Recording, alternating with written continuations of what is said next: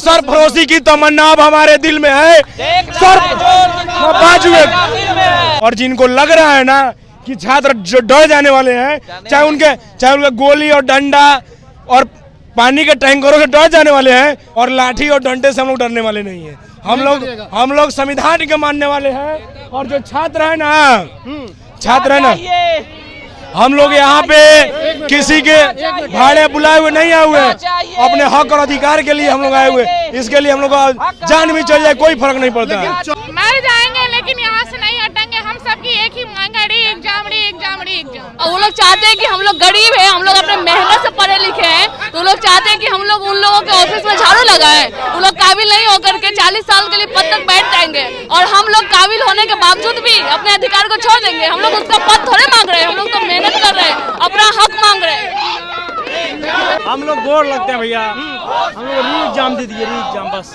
BPSC री exam को लेकर फिर से एक बार छात्र सत्याग्रह पर बैठ गए। आप लोगों ने देखा कि कल किस तरीके से इन पर पटना के सड़कों पर लाठियां चलाई गई, पानी के बरसात किए गए, ठंड में पानी डाल करके पीटा गया। उसके बाद भी इनके हौसले टूटे नहीं हैं। एक बार फिर से छात्र गर्दनी बाग में धरना स्थल पर पहुंच गए हैं और अपनी आवाज़ बुलंद कर रहे हैं। इनका एक ही मांग है, री एग्जाम। छात्रों से बात करेंगे। कल आप लोगों पर जिस तरीके से बर्बरता हुई, फिर आज आप लोग आ गए, डर नहीं लगता आप लोग? डर किस बात का है भाई? एक मिनट, डर किस बात का है? अगर हक और अधिकार की लड़ाई के लिए अगर शहीद भी होना पड़े ना, तो कुर्बानी देने के लिए तैयार है।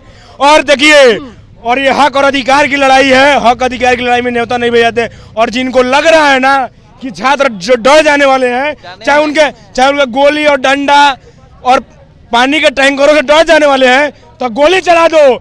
इस गर्दनी बाग को शाहीन बाग बना दो, इस गर्दनी बाग को जालियांवाला बाग बना दो, फिर भी हम यहाँ जाने वाले नहीं हैं। क्योंकि सरफरोशी की तमन्ना अब हमारे दिल में है,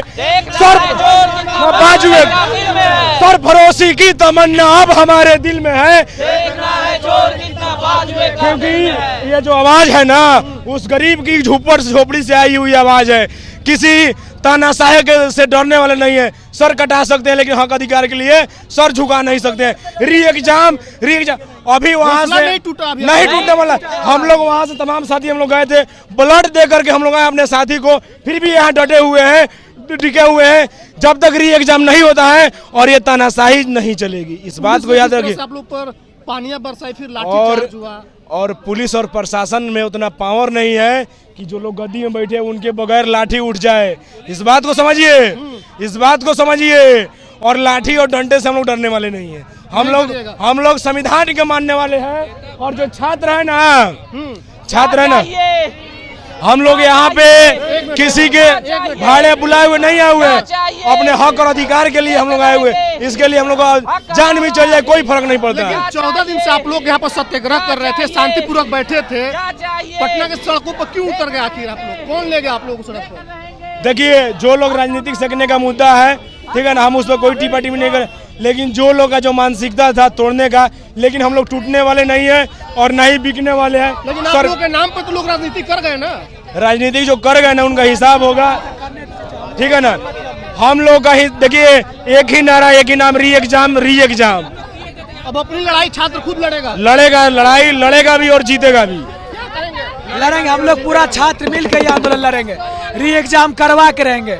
ये आंदोलन छात्र का आंदोलन है, किसी दूसरे का आंदोलन नहीं है। जितना भी छात्र होगा, इतना ताकत नहीं है कि हम लोग आंदोलन को डिगमगा दे। और हम लोग लड़ाई लड़ेंगे और जीतेंगे। और जब तक एग्जाम नहीं होती, चाहे हमारी जान चली जाए, जान न्यौछावर कर देंगे, लेकिन हम लोग यहाँ से जाएंगे नहीं। क्योंकि हमारे भाई वहाँ देख लीजिए शहीद होगा इसी आंदोलन की वजह से। हम लोग भी शहीद हो जाए, कोई फर्क नहीं पड़ता है, ठीक है ना, कोई फर्क नहीं पड़ता है। क्योंकि जो भी साथी हमारे आए हैं ना, शहीद हो जाएंगे, कोई मतलब नहीं है। कि री एग्जाम होगा तो होगा, तानाशाही नहीं चलेगी। लड़कियों से बात करेंगे। इन लोगों को भी कल घसीटा गया,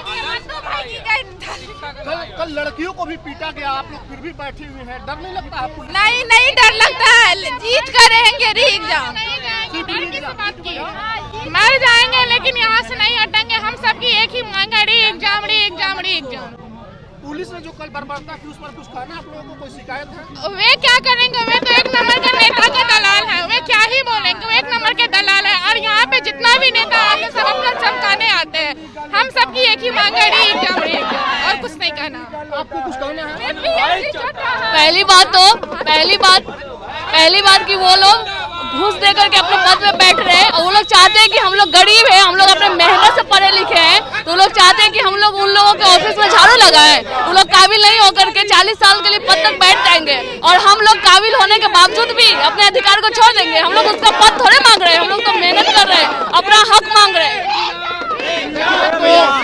हम लोग बोर लगते हैं भैया, हम लोग री एग्जाम दे दिए, री एग्जाम बस, सिर्फ री एग्जाम री एग्जाम भैया। हम लोग प्रणाम करते हैं सरकार से, हम शिक्षा सत्याग्रह के माध्यम से सरकार को बार बार विनम्र गुहार लगा रहे हैं कि भैया हमको री एग्जाम कर दीजिए। री एग्जाम हुआ तो री एग्जाम नहीं हुआ तो सीधा समझेंगे लोकतंत्र का हनन हुआ है। देखिए तो कल छात्रों पर बर्बरता हुई, लाठीचार्ज हुआ। आज फिर से एक बार छात्र पटना के गर्दनी बाग पहुंच गए हैं और इन्होंने ऐलान कर दिया है कि अभी तो पानी बरसाया, तुमने लाठी चलाई, गोली भी चला लो तो पीछे हटने वाले नहीं है। री एग्जाम जो शर्त है लेकर के रहेंगे। वीडियो पर आपकी क्या प्रतिक्रिया लिखिएगा। बहुत बहुत धन्यवाद।